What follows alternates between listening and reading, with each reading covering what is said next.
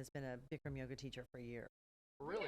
Uh-huh. I didn't know that. I wondered if they were associated because I thought they She did, and then the contractor bought it out, and then Beatrice bought it, and then during COVID, Beatrice didn't want to come back, so Sharon had moved out of Cocoa Beach to Titusville, and then I said, just go look over the building. If you're not buying the business, you can still run a yoga studio in there, and she did. I've been trying to get her on this podcast since season 1. Uh-huh. What happened? I've sent her emails. Uh-huh. I've stopped by and left her notes. Okay, at as soon Mr. as Submarine. you said, well, Suzanne did it, she'll do it.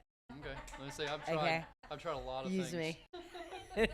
Because they've been a kind of a staple of the Titusville community for a long time. Yeah. A long time. Mr. Submarine's always been there. Yeah, I think they were on that crazy restaurant show. What's that restaurant that comes and visits the show? And so that whole staff was there, the videos, the bus pulled in. And I think it was her, like you said, she's been a staple. I think she's been around over 30 years. I think it was her 30th anniversary or something. Yeah, at this point, she's been somewhere on Hopkins. Yes. She was at a different spot on Hopkins for a long time. Yep. And that place has been 38 years, 37 years. Yeah. Really? Okay. Yeah. and he for the longest time didn't coach anymore anywhere. So once he found out it's over, at least once. How was he doing? Good. Next.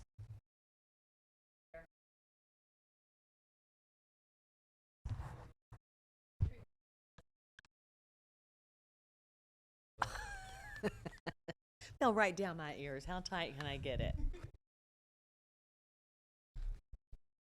Is there a left or right, like ear pods? Yeah, the one. You have it right. You have it correct. yeah, On the the right. chords on the left. Oh, is the cord on the left? Yeah, the chords on the left. Yeah, you gotta flip it. Suzanne has it wrong. Okay. So I thought it looked right. I wasn't sure. Okay. Ooh, It's I can hard hear to so tell much sometimes. better. Yeah. There you go. Yeah. Okay. Got it. Need a sound check? Yep. Let's do Okay, something. so like Mary had a little lamb. Or just say something that's a little bit continuous. Check. 1 2 1 2. This is Suzanne Elliott from Hot Yoga on the Island. Cool. Merritt We're Island. good. Like Okay. a professional. Very All good. right. Okay. So we're gonna start here. Sir, yes, sir.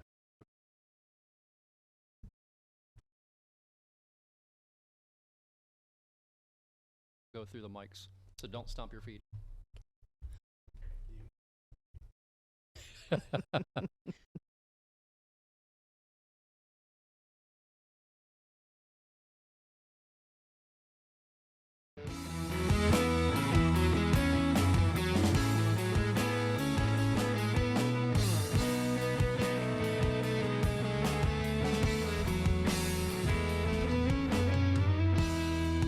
Howdy, y'all. Welcome to the EEARSS Podcast, produced by Terrier TV here at Titusville High School. I am Frank Alligator Rob. That is Bill. That is Cynthia. So I've been corrected. You talk to work people. I did, and they Oh, is that what they call you at work? That legally is my name. Well, yeah. Well, It's my other identity. my legal name is William, and there's nobody that calls me William. When I first started, I was very young and very green in the field, and for some reason thought using my full name would make me appear older. It didn't. But It it didn't does. matter. It has a better sound to it. It I does. mean, It sounds I more. understand that. But now with me, I go in the school system. I go by Bill, but legally, it's not. That's not my name. Yes, I was talking to people at your place of business, and they kept referring to Cynthia, and I'm going. I said, "Who is Cynthia?" Who's Cynthia? What? Like I jokingly knew who they were talking about, but I wanted to hear them say it. Oh, Right. you know her as Cindy. Oh, yeah, there you go. I know her. Yeah, Okay, indeed. Her, yeah, I do know yeah. her. Yes, no doubt about it. You left quite an impression. Did I? Oh yeah. Oh, did Ah, it? they're- Are they still talking about it? Yes. They're awesome They are ladies. so excited. Yeah, I won't embarrass you. It'll be awesome. It'll be awesome. I'm looking You forward to can't it. embarrass me. It'll be epic. Good Oh, luck- give good him a luck try. trying. Give him It'll be pretty epic. So I went to Chicago last week. That was Okay. that was an experience. We went up there, and so Whitney Reynolds, who we've had on here before, I did her Right. talk show. Did a couple TV and radio interviews, and then we went to all right, help me out with this word, gala, Gate. You nailed it. Which one? Yeah, either one. Either one. Why is it two different things? It's the We don't have these kind of things down here, do we? Tomato. We have galas. Do we? Yes. Yeah. Yes. Okay. Yes, we do. All right. Well, I never I don't know. It just sounds too fancy for Florida. Maybe I'm not really sure, but I don't think I never knew how to pronounce the word. I was like, is it a gala? What is it? It's a gala, Okay. yeah. Anyhow, Or a gala, whatever. we went to one of those and we helped a nonprofit up there. We raised them $6,000 while we were there. That's So awesome. Cool. they were pretty excited, and it pretty awesome to be a blessing to them. Their place had flooded. Jenny Schuler, who we had on here also, Right. it was okay. the fundraiser was for her nonprofit, Heartland Animal Rescue, and they had a water pipe that broke and flooded the entire building. They got there one morning and there were like dogs and cats floating around, Oh. like where it almost no. drowned. It almost drowned and killed everything in the entire building. Oh. Ooh, wow. But thankfully, they got there just in time to open the place up. And there's been an airport up there that's been letting them use their aircraft hangar to keep all the animals in. And while they're Okay. rebuilding, it's That is amazing. pretty awesome. They raised $135,000 that night. Wow. So, Wow, yeah. okay. But yeah, interesting. Yeah, that's pretty cool. Yeah, and went to see Joel Murray last night. Really? Oh, okay. Yep. Okay. Did he was cook for you? He did not cook for me. Well, that's Andy. No, that's Oh. Andy. Yeah, Andy. Joel's Well, he an should actor cook as too. well. He should cook, yeah. These are Bill Murray's brothers. Oh. Yeah. Okay. So yeah, Joel He- Joel and Andy I've become friends with from Chicago, and Joel was at the King Center last night with his group. Who's Live Anyway, which is based on Whose Line Is It Anyway. okay. Yeah, so that was a lot of Okay. fun. Yeah, me and Stephanie and my mom and dad went down there last night. I surprised them with that. It was a blast, absolute riot. The thing that kept coming up were they asked people like, when you think of Melbourne, Florida, what do you think of? What would you guess? What the audience would say every single time? The zoo. I have no idea. Crackheads and alligators. Oh, there we go. Crackheads and alligators. Yeah, I don't. Okay. that took a turn I was not expecting. Right. Okay. Yeah. I could see the alligator part. I mean, Yeah, I could see obviously that. more than most. I've not But- spent enough time in Melbourne, I I- think. I was like, man, that was rough. I love that my brain was like the giraffes. Yes, Giraffes, course. no because doubt of about it. giraffe. The Sea Turtle Healing Center. Yes. No joke. Yeah. Elephants. But no, Elephant. that's not what people think. It is what it is. You Yeah. guys ready to jump into talking to our guest today? Oh, Let's yeah. do it. So today on the podcast, we are joined by Suzanne Elliott with Hot Yoga on the Island. Suzanne, awesome to have you here. Thank you very much. It's my pleasure to be here. So tell everybody a little bit about what you do and how in the world you got into doing this. Because I know it's been a very unique journey for you, how you came to running a yoga studio and teaching yoga. Okay. Well, I started probably about 22 years ago, with searching for a place to have my yoga studio. But before that, I was working at Merritt Island High School. Let's go Mustangs. Put a word in for the black and gold.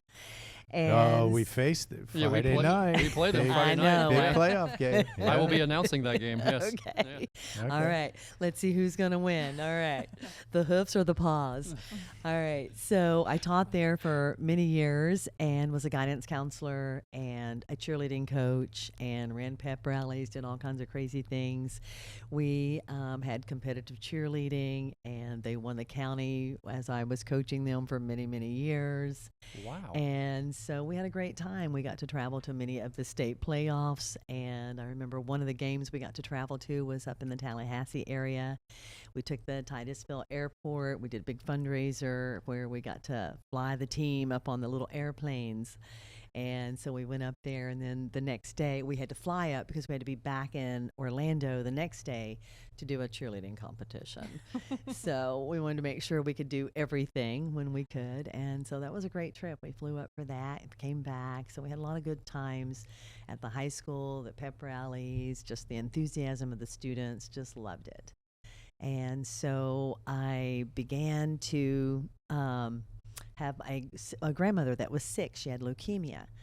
And I was so involved in the school system as a teacher, Bill. You know how involved you can get. And I didn't have kids, so these students were my kids. That was my life, my community.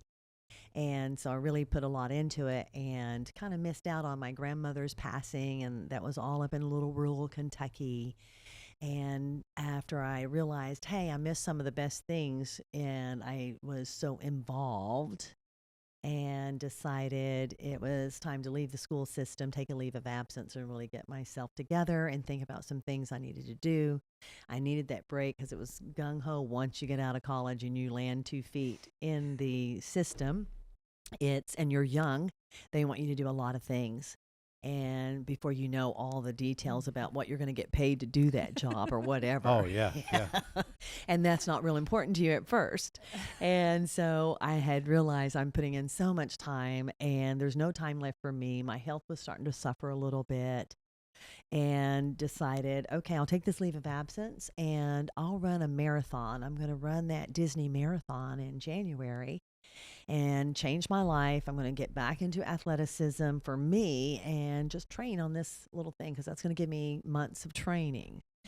And so I did the training with the Team in Training for the Leukemia Society, a nonprofit to help fundraise for them. And the end of my training, because you do the marathon in January, so the end of it was in December. Well, that was a year we had to go up to Kentucky to visit all our family, my husband and I. And there was an ice storm, and I'm supposed to be running my 22 miles that week. Oh, no. And so we get there, rural Kentucky, and I'm like, I got to find a place to even run.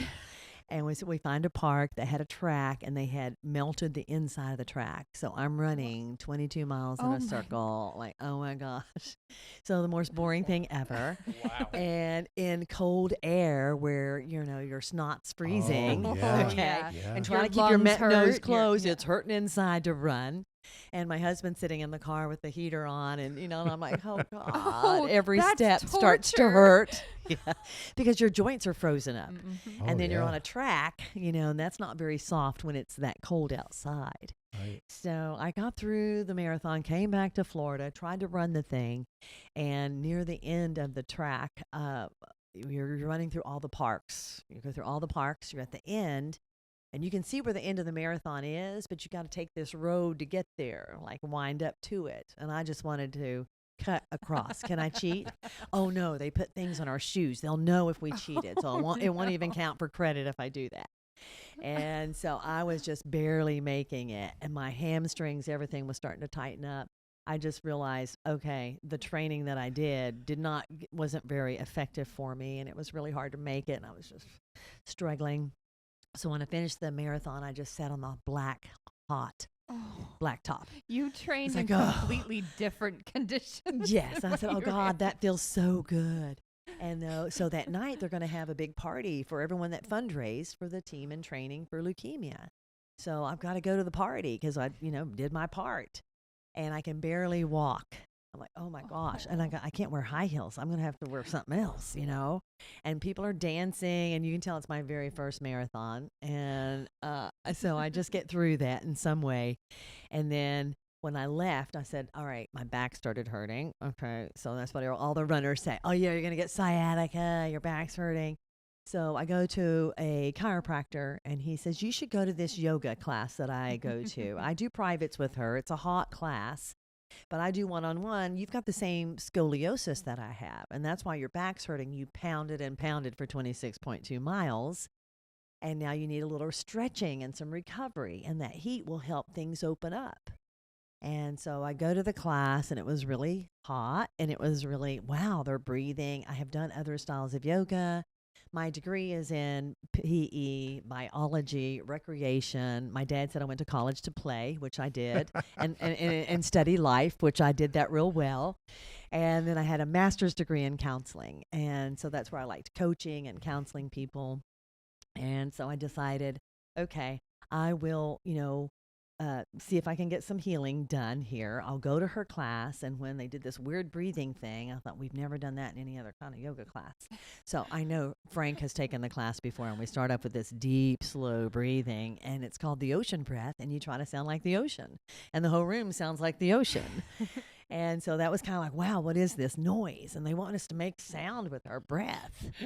And so we get through that, and then I went home, and I felt really good, though, because you're doing deep breathing. You're getting more oxygen to your brain, to your muscles, to your blood. Circulation has finally improved.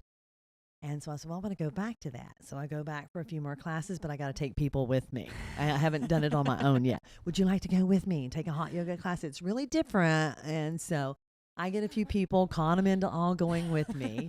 And we go to class, and everybody when comes out, what in the hell was that? Oops, what the heck was that? And so it was crazy. And I went back to the chiropractor, and I told him, hey, thanks. That did kind of help, all that stretching and stuff. And then I wanted to go back. Another friend and I kept wanting to go back. So we go back, and when I go back for that next time, I thought, maybe I'll put it to the test. She said there's a training, and it's 9 weeks in a hot room with this Indian guy that's really going to yell at you and be crazy. And so we thought, well, can we handle that? So we're going to have to do some research and look it up and see if we can go. And we thought, well, if we go, I want to do a before and after test, because now he says I have scoliosis, and the yoga claims to take care of that. So I decided I want to do a before and after, test me and see what happens. So I go off to the training 9 weeks later, come back, have him do the assessment, and my spine had straightened up about 2 degrees. So it was a minor scoliosis, 16 degrees. And so I brought it up to about 14 degrees. And so then I was empowered. Well, I got to keep doing it. If I stop doing it, it'll go back to the curve. And I was like, why do I even have a curve? I wasn't born with it. No one in my family has it. And usually scoliosis is going to be something you're born with, or you have children and you might carry the child wrong, or it's too much on your back, and it could cause scoliosis, pain down the legs and hips, or then just having the baby and carrying it a certain way over and over for most women. So, or be a truck driver and sit on a big heavy, wallet. And that's how most people would get sciatica back in that time. So I decided, well, I'll have, there's a study for bone density now, because I have a degree in biology. I really wanted to know a little bit more analytics about the practice I'm going to do, because I've done other practices and other series and other forms of exercise. So I want to see, is this real effective? And if it is, it's because it felt like it was aerobic, it was flexibility training, strength training. It had everything in it. So I don't have to go to the sauna, because I'm joining these gyms. I got a sauna. I got to go do some dancing. I got to go run on that treadmill. I do some stretching. I got to do some weight training. And by the time I did that 90-minute class, it felt like I had implemented everything in there, because you're doing a standing in stillness. And standing in stillness means you've got to use your muscles and you contract. So it's the old isometrics we studied back in the 70s. You're strengthening your bones. So I said, well, let me do this bone density test and see. So at this time, they only wanted women that were menopausal. So I was menopausal. I signed up for the study out in California. And they wanted to study a group that was only Bikram yoga students. And so I'm in that category. And they said, okay, you can't do any other exercise. Maybe if you walk, that's okay. And so I decided to, when I went into the bone density test, she's scanning me, and she said, oh, there's what happened in your lower back? There's a fracture. So even with the chiropractic, that didn't show up on x-rays. Wow. So I never even knew I had a fracture. But in my past, there's been a couple of accidents in rural Kentucky, and you got to think of eastern Kentucky, where it's very mountainous. Think of the Appalachian Trail that runs Red through River there. Gorge. Yes. And so all the mountains that you drive through in that are very, very curvy and crazy. And when I was growing up at that time driving, there were lots of coal trucks, and they didn't have a lot of standards for coal trucks. So they could fill that coal up as high as possible on the trucks. They would lose coal, so even people who didn't have money or needed warm, they would go collect coal off the sides of the road. And so when you run across a coal truck that's going really fast, because the more they get that coal in there, the faster and the heavier the load, the more they're going to make. So they would never be on their side of the road. It was like they were always driving in the middle of the road. So I'm in this little car. Take your half out of the middle. Yep. So I'm in the car coming around a curve. Here's the coal truck in the middle of the road. And I have to get off, so I slide off the road, and then that makes the tail end of the car go and hit the mountainside and just throw me in the ditch. And so young, nothing's going to happen to me. Jump out of the car. Hey, everything's okay. Just pull my car out, please. And so he gets me out of the car. It didn't seem like the car was hurt. And so I thought, okay, I'm okay, and drove off. So that was the only really bad accident I had in a vehicle, and it was either that compounding of hitting against the rock and when we're younger, we all do athletic things, and sometimes those athletic things, our bodies aren't really ready. And I did competitive cheerleading in Kentucky. Yep. That's about all there was to do. And so I did stunts. When you're a junior or senior, you're the big person on the team. And the big person on the team has to have a bottom. So when we did stunts in Kentucky, they're outlawed now, but they were 3 high. So you could have one on the bottom, one in the middle, one on the top. So we try to get those little ones up on the top, and then they're going to flip off, and we're going to catch them. And so when they have to just think about being on a trampoline, or you want to jump or plyometrics, you've got to have something to help you bounce and push off. So our spines were the rebounders for, a couple of years of that. And then also everything we did was on a hard gym floor, because basketball is king in Kentucky. So we had lots of things to cheer at basketball games all the time. And the floors there were hard. When I came to Florida, they had the rubber floors. And those just started coming into Kentucky later. So that was really nice to see the changes and know, okay, I know something I did in my past, either the car accident or the competitive cheerleading probably caused the fracture. And so then now I had a new goal. All right, well, let's see if, I'm trying to straighten my spine. Let's see how strong my bones are. So then I come back to Florida. Then they call me. And they're like, we want you to come back. You had the best bone density in the group. And you had the bone density as a 50-some-year-old woman. Your bones were like a 20-year-old. Wow. And I said, oh, okay, let me come back. Let's talk about that. Because they wanted to know more about me now and like, what does she eat? And so I've been in several programs to study nutrition, and I wanted to study plant-based nutrition, vegan, and seeing the difference. I grew up on a farm where we milked the cows and things. And so I wanted to learn a little bit more about that lifestyle and why were they cutting out these animals and what was going on, and how are our farms running in America. So I started looking up John Robbins, who was the son of Baskins and Robbins, and he had written a book, and it was The New America. And in this book, he travels, he leaves his dad and his parents. There was his uncles, everybody that owned the Baskins and Robbins, they were all getting sick. They were all getting diabetes. So he started crediting it to, it's what we eat. Yes. And he said, perhaps all the sugar so is a problem. I'm not going to stay here. I want to travel and see where our food comes from. So Dad didn't want him to do that, wanted him to take over the ice cream business. And he said, I'm just going to take my old car. You don't have to give me anything. So he left the house and the little snow cone shaped swimming pool he grew up with as a kid. Oh, wow. So he's leaving this, this family wealth. Yes. He's leaving the wealth and driving, and then he's finding out how the farms are, all these kind of things.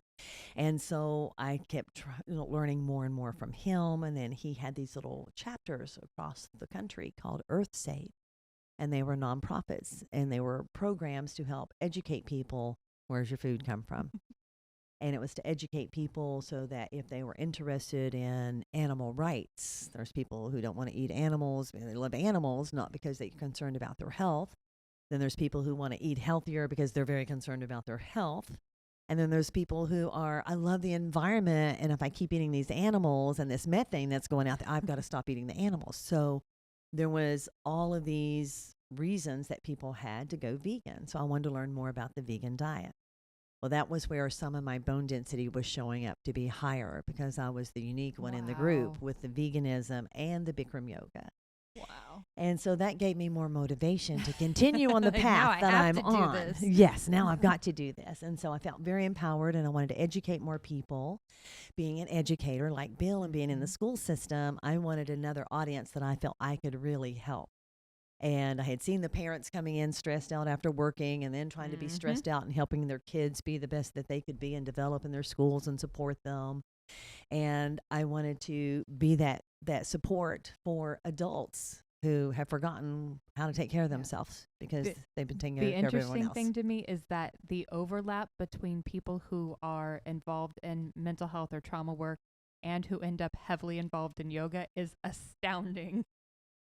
This is true. And even when I was in the teacher training, it was good to run into people who also had focused so much on earning money and working in the corporate world that they left the corporate world because they wanted to find some peace. They could see that their health was deteriorating because their focus wasn't on a well-balanced life. And that's what we want to try to promote and encourage everyone.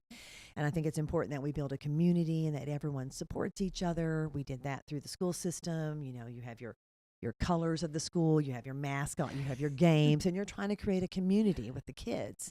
And so that they feel, you know, empowered and important and ready to go out into the world and continue that kind of energy and that kind of spirit. And so I wanted to bring that into the yoga. And because we'd go to yoga places and it was like you'd practice in someone's home or someone's garage. It was basically when I started like more of a hippie movement that we're all doing yoga. And, you know, it's not a business. It's something that you do and that you give. But then when we started following Bikram, he was coached by all the movie stars out in California because he was on the street doing yoga for free and handing it out. And so Shirley MacLaine told him, hey, this is not how you do it in America. You're going to, if you want anyone to come or listen to you and you have something important to share, you're going to have to ask us to pay you. And so she got him set up in a place, and that's what happened. And then it evolved from there. He was known as the Yogis of the Stars. And I was intrigued by that. And so when I went through that 9 weeks and did the studies, everything kept pushing me in that direction. Like, this is my path. So I would get up and meditate and practice affirmations. I have the best business in the world, not knowing what it was going to be yet, and asking for the universe to provide that path to me by people I would run into. And so it just kept falling into place. And the next thing I knew, I had a space there by Home Depot on Merritt Island. The next thing I knew, I had all the right people in place. We got it all put together. And a 6 months free rent to get it all set up. And I knew nothing about business. I'm an educator. I'm a people person. And I knew nothing about that part. So it was great to find other nonprofits in the county, like the SCORE program that helps people who want to start a business or have questions about what they're doing, or social media. They have all kinds of training programs. So I was a member of joined the Cocoa Beach Regional Chamber of Commerce. And then through them, I was able to connect with SCORE. And SCORE set me up on, you got to have a business plan. And so started developing the business plan and just use that as my template. All right, if I can get this many students in class, then maybe I can pay the rent. And so it just had me looking at it that way. And I decided I had a bunch of friends from Merritt Island High School. And during my Earth Saviors as a nonprofit and educating people how to be vegan, after doing that for a number of years, those were the people I reached out to and said, hey, I'm going to do a studio. Would you like to join? Here's a year membership. That'll help me get it going and open up. And so I said, I'm only going to take 40 of those because I will have to make some money once I spend all your money, and I'm going to have you for a year.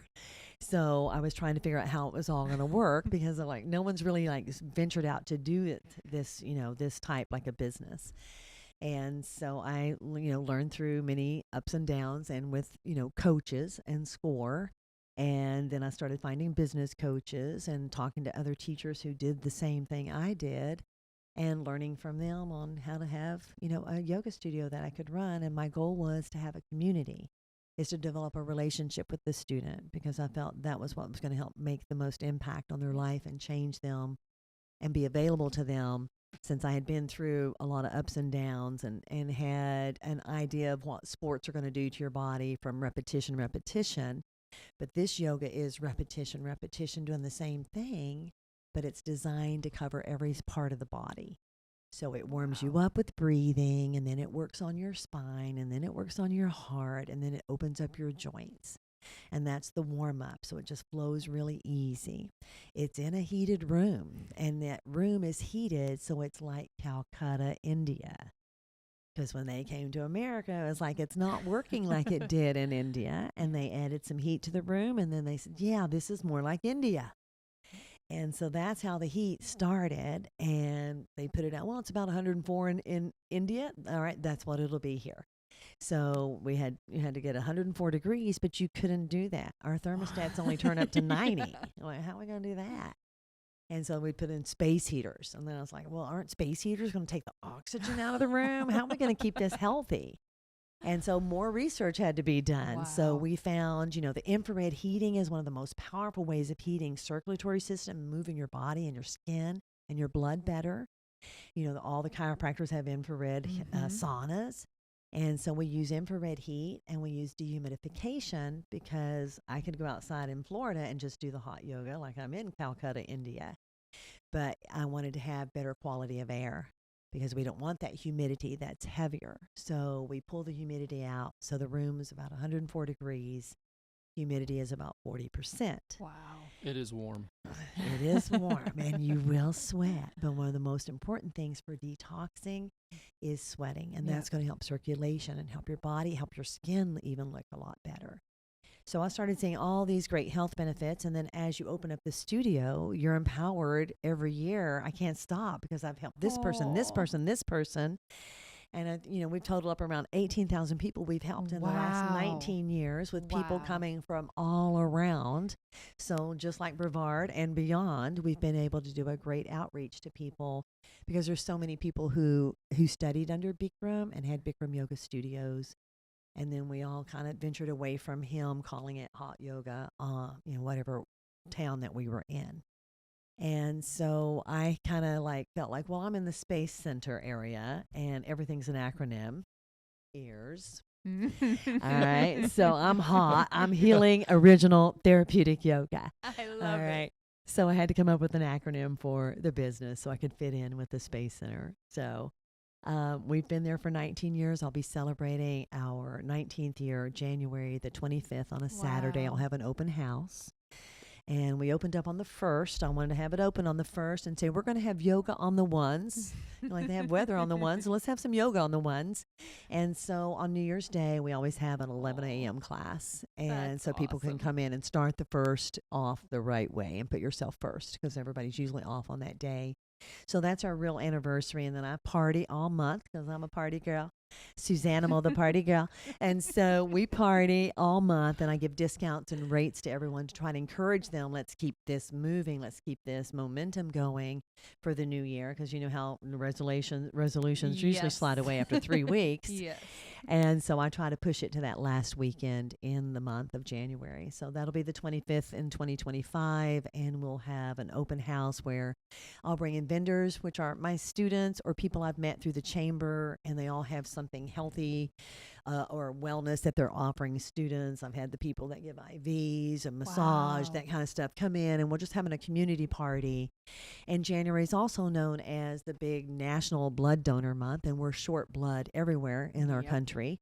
And so I'll have the big red bus come out and park in the parking lot, and we'll help them promote and get their things going and just try to bring in some more of the yoga community.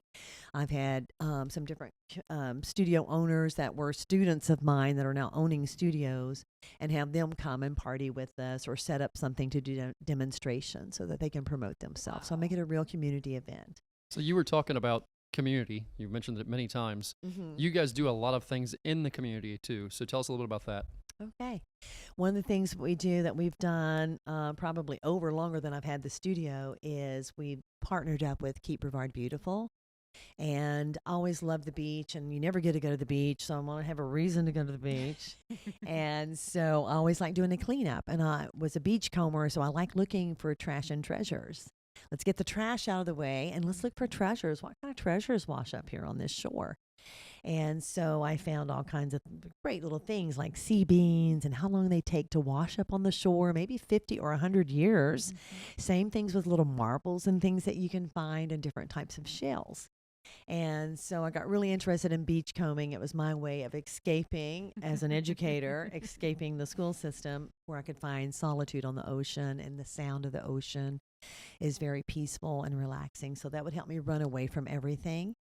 And so I do a lot of walking and a lot of searching on the beach, and connected with KBB here locally and adopted the shore. I said, this is my new office, Sherry Down Park, which is a county property located in Cape Canaveral.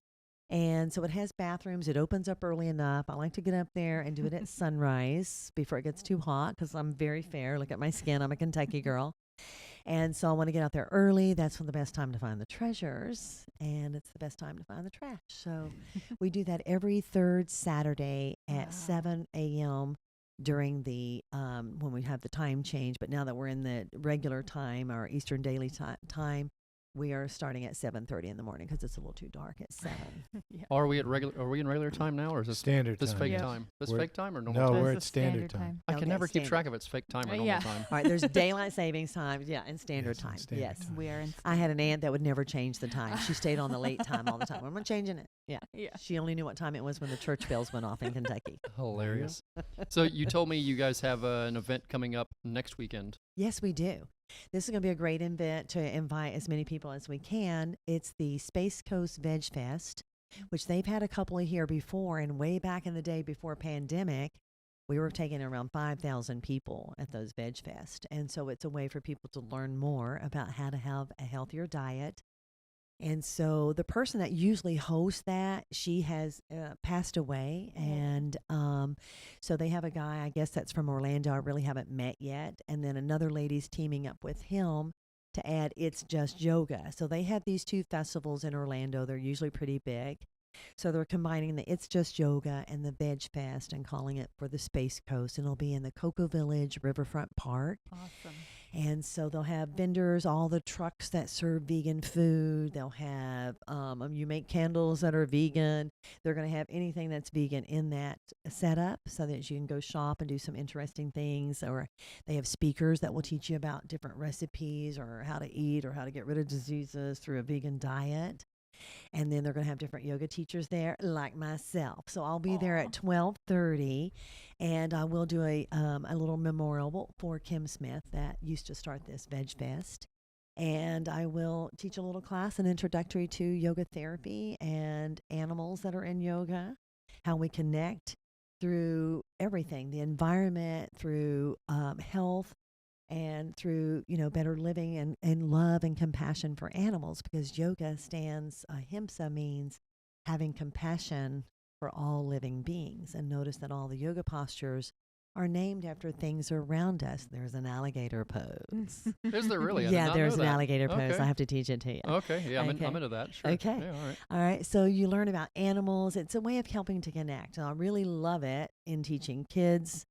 And sometimes I think I'm too old to teach the kids, but I am like a kid. So I have a lot of fun when we're teaching the kids. And I've got a yoga sport class going on now to help kids that are athletes that are getting more injuries, and there's less participation in sports at the school levels now because interest has waned down. There's more technology. There's less interest in moving anymore. And so I want to continue to try to get kids to continue to move and show them the effectiveness of discipline in their life, whether it be for their sport or it's for their academics, so that they can be a better human being and learn those skills that yoga teaches. So let's give a shout out to your husband, Joe, Yes. who you work with. Like I was telling her earlier, that's a credit to a loving relationship when you can work with your significant other and make it work. That's something pretty special. Tell us a little bit about y'all's relationship and you working together, and then maybe a little bit about what you've brought from the educational world into your work now. Okay. Like maybe some things that really stuck with you in the education world that you've specifically brought over. All right. So my husband, Joe, is an engineer out at the Space Center and has loved working here at the Space Coast for years. And we both came down from Kentucky, landed in Daytona Beach, the party town. And then he's kept looking at the Space Center and the Space Coast and put applications in, and we ended up down here. His first job was here in Titusville. And so we kept looking around, and then his dad came to eat at a very special restaurant here in Titusville. And he left, and there was a lot of shrimp on the plate, and he had a major heart attack. And so wow. shrimp, as a vegan, we know shrimp is one of the highest forms of cholesterol that you can eat. It's the bottom feeder on the bottom of the ocean, and it's full of cholesterol. So we had to pull all the family in. Everyone needs to be tested. And so everyone got tested. Everyone's cholesterol is high. You're all going to need these drugs. And you have to take these drugs for life.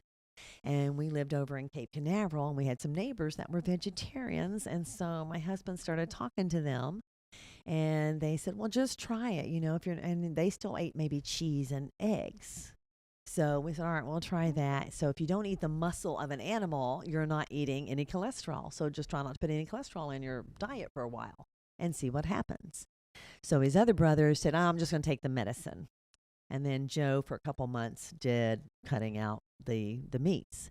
And so we were starting to okay, we're a little hungry. We really don't know what to eat. There's not a lot of plant-based foods. Back then, it was tofu was all you could really choose from. And so I was getting ready to go back to Meriden High School counseling. I had a 2-week break after doing all the scheduling for the year. And I picked up a vegetarian magazine, and it said, oh, there's a 1-week, trip down in South Florida. So come down. It's only $1,000. We're going to educate you, feed you vegan meals 3 times a day. And I said, hey, we could just go down there. We could probably lose some weight just eating the vegan and see what they teach us. And so when we went down, the doctor was awesome. His name was Dr. Michael Clapper, and he made such a difference in our lives. And he did a geography class that showed us how all the countries eat and all the diseases they have. Wow. And why was it prevalent, and then showing where the food came from, back to John Robbins, where the food comes from.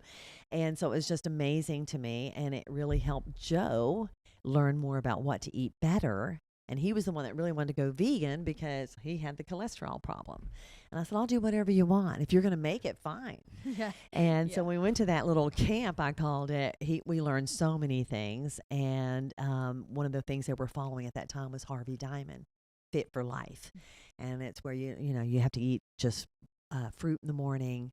And at lunch, you're going to have all vegetables. And at nighttime, you can have a little full meal or whatever, but not as much. And if you eat meat, it shouldn't be very big, or try to cut out the meat. And so we were eating like that, and we came back. And then here's another analytics. The blood tests were just amazing. And I was at Meriden High School, where we all try to challenge each other to lose weight. We're on the cabbage soup diet this year. That's how we're going to start the season off. And I'm like, well, I'm just going to do vegan for now and just try to keep doing what I'm doing. I'm doing fruit in the morning, big salads at lunch, and then I'll just do a dinner, whatever I can eat at night. And so I had a lot of success again, and Joe did as well.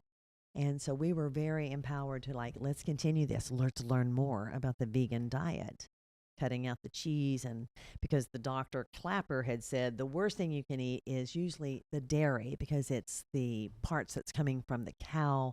And you're going to inherit some of the medicines, antibiotics, and things they give them. That's going to end up in that type of liquid, the cheeses and stuff. So we decided, okay, let's try that. We got more educated. We started going to Summer Fest, Veg Fest in the summers. And so we traveled around, met so many doctors. And as I started that Earth Save nonprofit, I was able to bring in lots of great speakers from the environment, from the guy who, started the hybrid car. We had come and speak at the Cocoa Beach Library. We had the president of PETA come in to the Cocoa Beach Library. We had several doctors. Howard Lyman came in. He had written a book about the mad cow disease and his experience going from an organic farm to the new agricultural farm, and how he got really sick. And so we had him speak. And it was just booming. We had so many people interested in it. And then that's when I was learning more about yoga and wanting to go that route and study ahimsa and compassion for all. And so did Joe. So we decided, let's do this together. And maybe it's time for us to do a business, a yoga studio where we could, have more people instead of us traveling. We were doing lots of traveling. And so Kim Smith took over the organization. They called it Healthy Planet Up Brevard. And she kicked it off with a Veg Fest, and it was just a rolling. And I had my yoga studio, and we'd do things together. And Joe just wanted to keep working for the Space Center because he loves that, and he also loves the yoga. He's teaching tonight, and we love practicing. We just came back from Pittsburgh with a 4-day weekend and did about 6 hot classes and just about killed ourselves. And but we had a great time, and it was, having that reunion and connection to so many more people. So we wanted to continue to develop a community that really cared about their health and wanted to learn more about things that are out there that sometimes we don't get to learn in basic nutrition in school or biology classes like I taught. And so we just wanted to continue on that path. Suzanne, You guys have been an inspiration for a long time. The way you guys grind and have so many things going on, it's amazing to watch. Thank you for all you do for our community, all you do for everybody and their health. It's awesome to watch what you guys are up to and what you're doing. Thank you so much for being on here and chat with us. All Really right. appreciate it. You're welcome, guys. Thank you so much. I'm motivated now to get back into doing Well, I'm going yoga to dare and you. I'm putting a dare out there. I'm treating bringing you, my I've got body better. free yoga class passes for you. All right, so you can try a class. The best option is to do a 2-week $49 intro special. Awesome. Try all the classes, see if you like them. I've also had both hips replaced. Found out I was born with hip dysplasia. And so both hips have, got new joints in here. I'm a bionic woman. So those are Wow. replaced. And so I also found another style of yoga, yin yoga, that would open up deep tissue, and it's in an air-conditioned room. Awesome. So you can come to that one if you're afraid to try sweat. a few of them out. But I yeah. always try to get the girls to sweat because the older people Yes. that I knew, they were like, Yes. Suzanne, we were taught to be ladies and we were taught not to sweat. And I'm thinking, I was taught to be an athlete and we're going to Right? sweat. Okay. So, It is kind of part of it. yeah. Yeah, it is kind of part of it. It is. It is. Thank you so Well, much, Suzanne. Thank you really, guys really so much appreciate for your you. interest and let me share. Yeah, wouldn't have missed the opportunity. Thank you very much. All right. Thank you. Bill, Cindy, Yes, sir. another one in the book. Mhm. Is it a book? It could be a book somewhere. Who knows? Loose leaf binder. A binder, yes. Okay. There you go. Page is a little, askew. All right, I can see that. I can see that. All right, I'm going to end this, Bill. There you go. Oh, All right, y'all. Thank you for tuning in to the EEARSS Podcast, produced here at Terrier TV. If you are interested in sponsoring our program, you can find us over at EEARSS.org. As we jokingly say, it's the longest acronym on the planet. Environmental Education, Awareness, Research, Support, and Services. Reach out to us. We're averaging between 35 and 5,500 listens a week. We would love to chat with you about what we have going on. Thank you for tuning in, and we will catch you all next week. Bye-bye.